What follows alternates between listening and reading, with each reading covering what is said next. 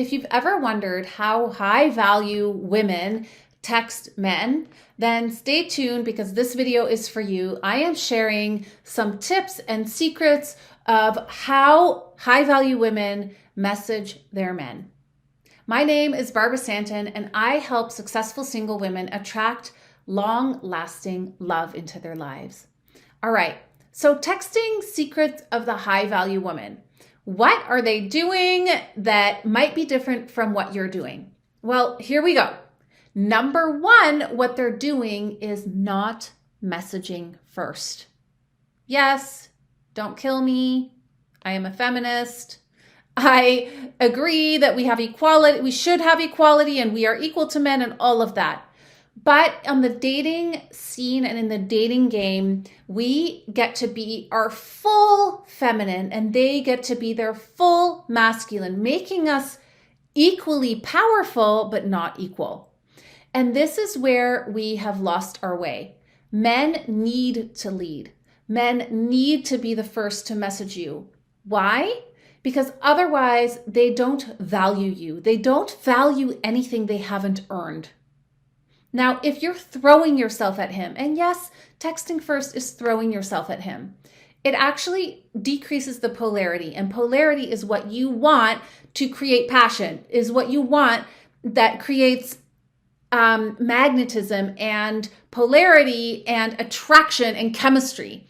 So do not message a man first. Do not message a man first. Besides, if you want to know if a man likes you or not, give him the space to message you first. Because if you're messaging him first, you don't actually know if he's messaging you because he is answering a question and you're messaging him, or if he wants to be messaging you and coming towards you. And you'll never know. You'll end up potentially in a long-term relationship with this man who you've been dragging along all along, and you don't even know if he wants to be there or not. Trust me, I've been there, and many of my clients have been there. You want to set up your relationship so that you are never doubting whether he wants to be with you or whether he wants to message you in this case or not. So give him the space. Men have different timelines than we do. Give him the space to want to message you without you interjecting first.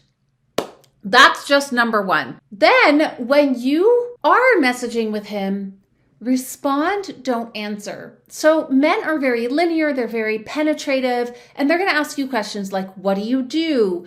Where do you live? Do you have kids? Like all these penetrating questions that sometimes feel a little bit too much for us.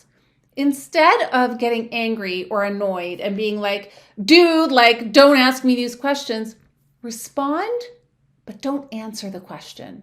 Here's what I mean by that.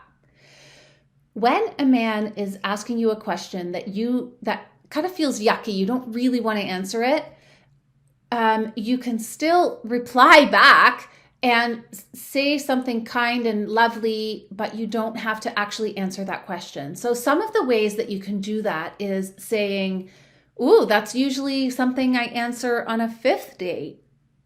Let's see if we make it there. Be playful in setting your boundary and don't be an asshole or a bitch, but be really clear that that's not a question you're going to answer.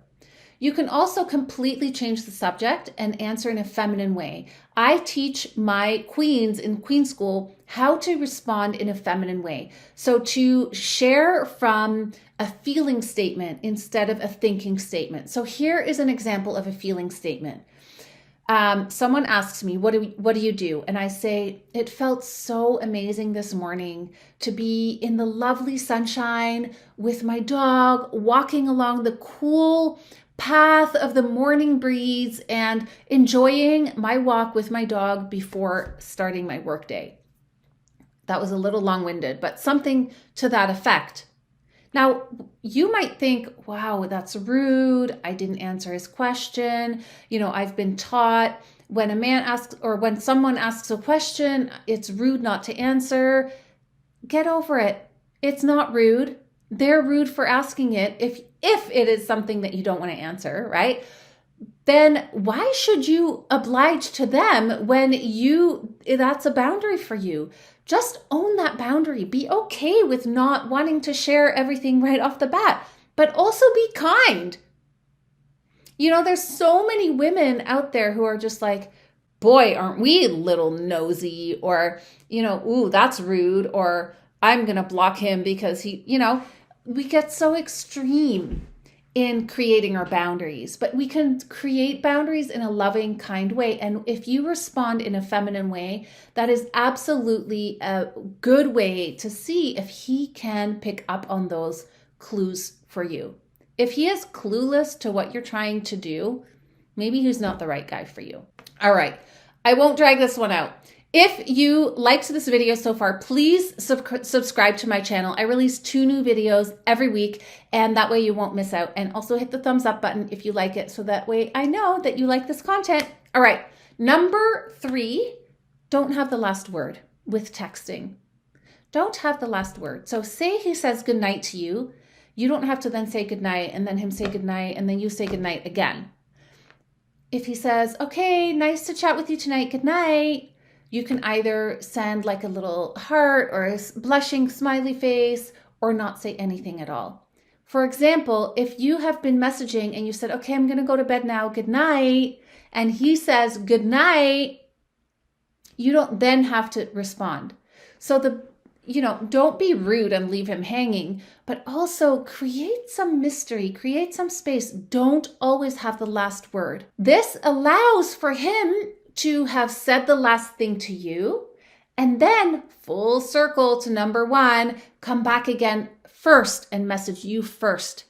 When you have left off a conversation and he was the last one to message, and then he comes back as the first one to message, you are very likely in conversation with a high quality, masculine, leading man. So again, remember, just in summary, allow the space for him to show up the way that I'm saying here, and you will very quickly see how acting high value as a woman allows a man to really, really show himself to you. All right, I'll see you in the next video. Bye for now.